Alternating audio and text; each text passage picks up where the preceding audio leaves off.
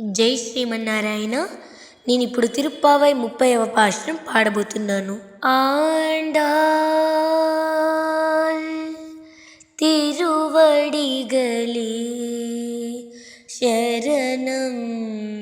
வங்கக்கடல் கடைந்த மாதவனை கேசவனை திங்கள் திருமுகத்து சேலையார் சென்றிரைஞ்சி அங்கப்பறை கொண்ட வாத்தை அணி புதுவை பைங்கமலத்தெண்டிரியால் பட்டர் பிரான் கோதை சொன்ன செங்கத்தமிழ் மாலை 30 தப்பாமே.